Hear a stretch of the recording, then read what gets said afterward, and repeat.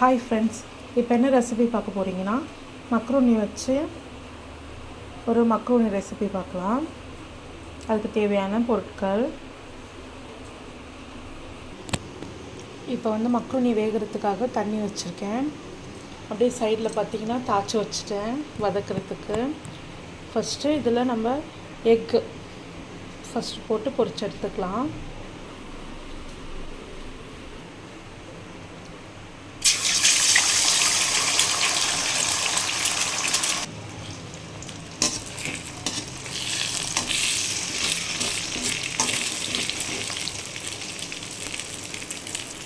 இந்த எக்குக்கு தேவையான லைட்டாக ஒரு சால்ட் சேர்த்துக்கலாம்.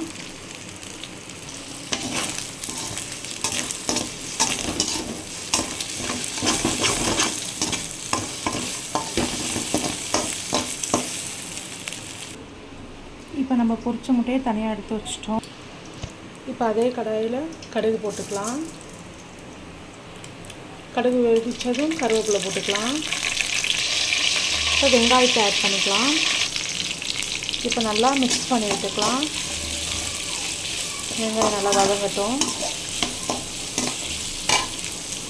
இப்போ பார்த்திங்கன்னா தண்ணி கொதிக்குது. இப்போ நம்ம மக்ரூனியை உள்ள ஆட் பண்ணிக்கலாம். இதில் லைட்டாக உப்பு, இப்போ ஒன்றோட ஒன்று ஒட்டாமல் இருக்கிறதுக்கு லைட்டாக ஆயில் விட்டுக்கலாம்.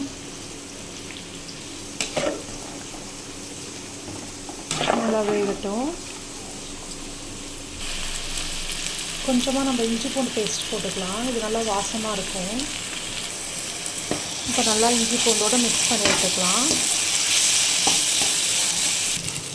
இப்போ தக்காளி ஆட் பண்ணிக்கலாம். தக்காளி வதங்கிறதுக்காக சால்ட் ஆட் பண்ணிக்கலாம். நல்லா மிக்ஸ் பண்ணி விடலாம்.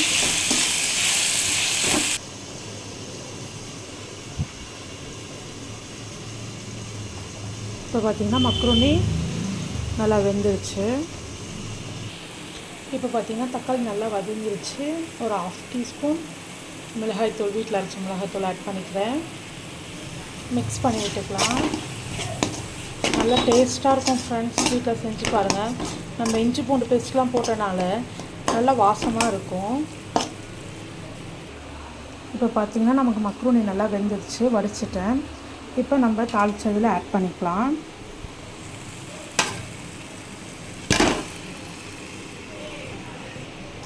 நல்லா மிக்ஸ் பண்ணி விட்டுக்கலாம். இப்போ நம்ம இந்த எக்கை உள்ள ஆட் பண்ணிக்கலாம். ஃபஸ்ட்டு நம்ம பொரிச்சு வச்சோம்ல. ஃபைனலாக கோரியண்டர் லீவ்ஸ் தூவி நம்ம ஆஃப் பண்ணிக்கலாம்.